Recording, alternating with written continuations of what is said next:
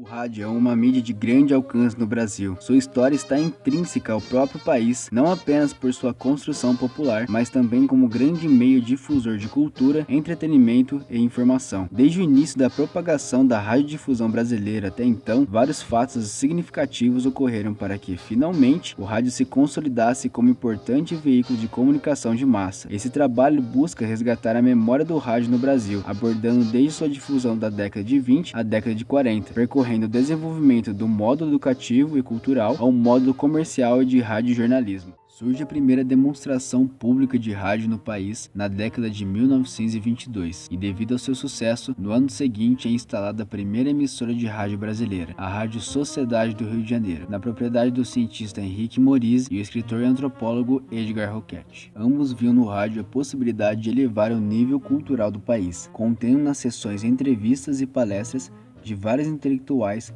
que aderiram à ideia dos pioneiros. Era de caráter experimental e, como não haviam sido criado qualquer medida estatal, era somente aberto para iniciativa privada e organizado em sistema de sociedade.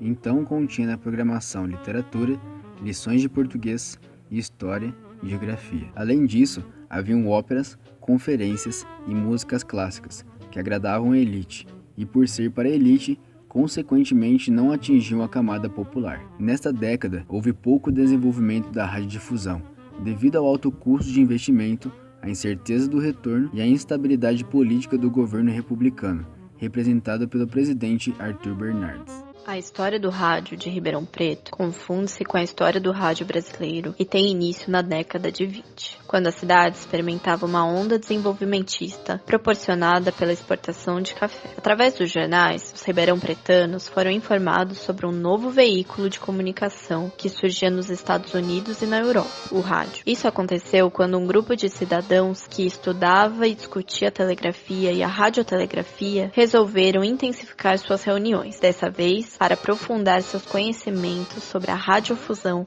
e fundar a Rádio Clube de Ribeirão Preto. No dia 23 de dezembro de 1924, entrou no ar a Rádio Clube, não só a primeira emissora de Ribeirão Preto, mas a primeira emissora do interior do estado de São Paulo e do interior do Brasil. Posteriormente, em 14 de janeiro de 1934, a Rádio Clube passou a ter um complexo sistema de transmissão sonora que foi desenvolvido exclusivamente para a emissora, incluindo também a instalação de 2 torres com 30 metros de altura. Com um sinal capaz de cobrir uma área superior a 300 quilômetros, a emissora passou a ser captada em dezenas de cidades, tornando-se conhecida como a Estação do Coração de São Paulo. O jornal A Cidade só faz menção à programação da Rádio Clube em 14 de janeiro de 1934, data de inauguração do novo transmissor. A base da programação era música, dos mais diferentes estilos e apresentada ao vivo. Na leitura da programação, pode-se observar a estratégia de comercialização de espaço, com cada hora da programação levando o nome ou o produto do patrocinador. Ainda em 1934, a Rádio Clube incorporou também à sua programação a transmissão de futebol. No dia 23 de março, transmitiu em cadeia com a Rádio Record de São Paulo a partida Vasco da Gama e São Paulo. Foi em 1935 que o jornalista Sebastião Porto implantou o radioteatro na programação da rádio. As peças de radioteatro eram transmitidas às quartas e aos domingos à noite. O sucesso foi tão grande que, a partir de 1937, o radioteatro passou a ser representado todas as noites, transformando-se no gênero preferido do público feminino durante a década de 40. Até a década de 30, havia cerca de 16 emissoras funcionando no sistema da sociedade. Cada associado pagava uma mensalidade para poder receber o som. Inicialmente, a escuta era individual, por meio do rádio de galena e fone de ouvido. E devido ao pequeno número de receptores, as emissoras transmitiam seus programas em horários pré-estabelecidos. Em 1931 e 1932, a legislação consolida e profissionaliza o rádio brasileiro. Em seus decretos, põe fim ao seu estado experimental,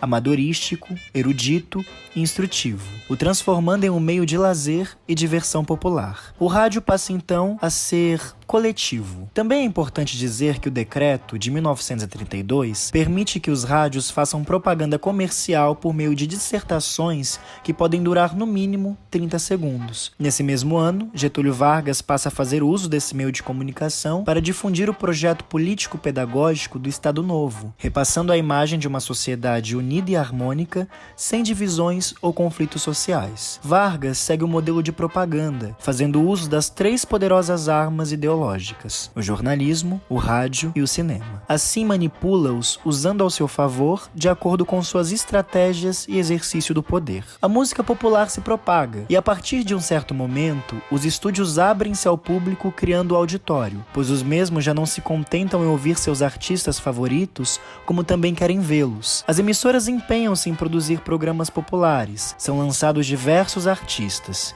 e se iniciam programas de muitas variedades acompanhados de atrações artísticas, apresentação de calouros, quadros de humor, distribuição de prêmios, entre outros. É registrado em 1937 cerca de 43 emissoras. Em 1939, o governo cria o DIP, Departamento de Imprensa e Propaganda, que fica responsável pelo controle da propaganda nacional. Ele também exerce um forte controle social através da censura, fazendo uso de diversos meios para construir uma ideologia que exalte a figura de Vargas. Para reforçar ainda mais a sua imagem, surge o programa oficial previsto na legislação de Vargas, onde agora é denominado Hora do Brasil, que passa a ser transmitido a todo o país, visando integrar até mesmo os mais distantes. A legislação exige que todos os comerciantes instalem aparelhos receptores de rádio e proíbe que todos os rádios do país transmitam qualquer conteúdo no mesmo horário da Hora do Brasil.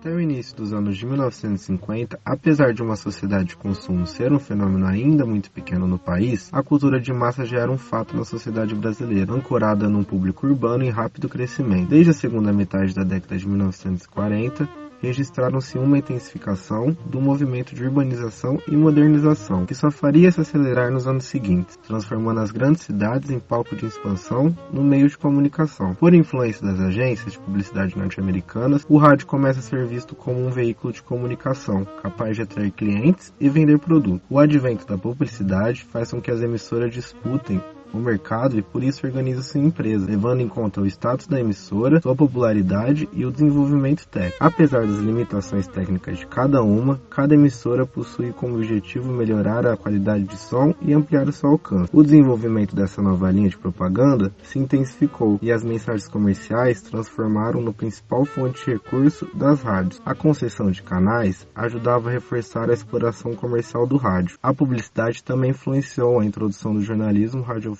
no Brasil.